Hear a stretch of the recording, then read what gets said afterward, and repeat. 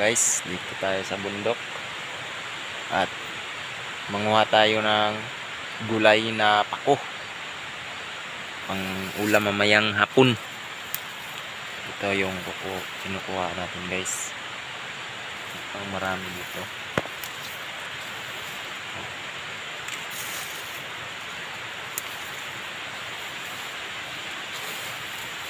Masarap to guys. Lagyan natin ng gata at saka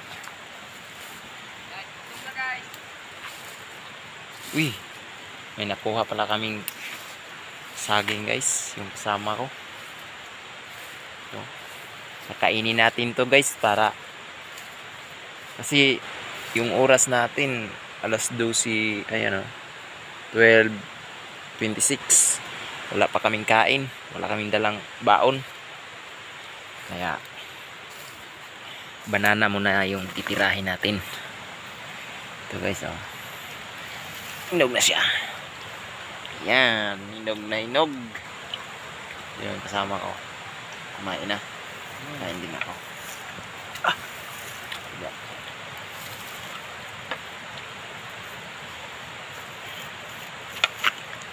Diba? Ito guys, oh. Ikuha siguro bagol diha. Kaya hinlo ng gilid.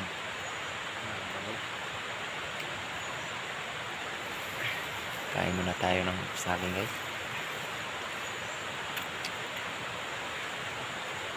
Yan.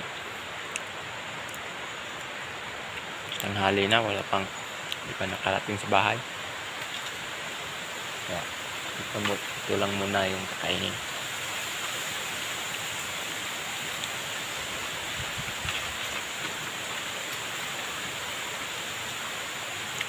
Para hindi magutom. Nadulas pa ako kanina sa ilog guys. Basa pa tong silikon.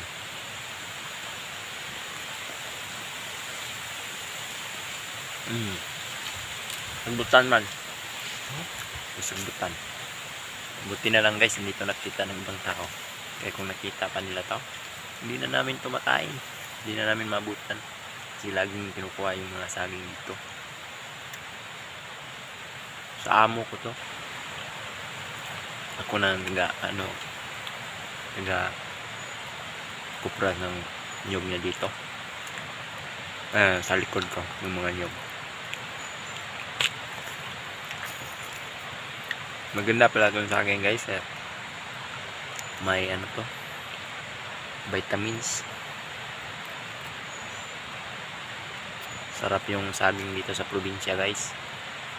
Kasi kakaputol mo lang, hinog na siya, tapos kainin mo na. Hindi yung sa tindahan pasa-pasa na sa mga tao. Yung iba hawak-hawakan yung saging, pero okay lang naman yun kasi may balat.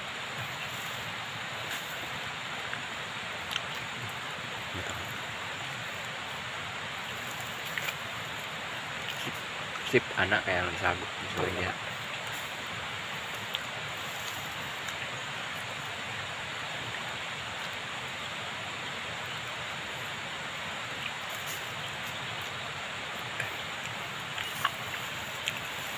Okay na to guys, pang laman tiyan. Gilid lang yung kinain ko guys kasi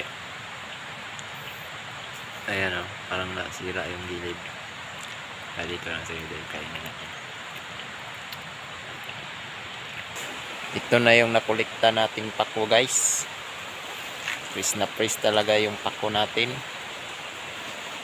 Ayan. Gagataan natin ito mamaya guys, para masarap. Tapos lagyan natin ng sardinas. Okay kayo. Shout out pala guys sa mga kumakain nito.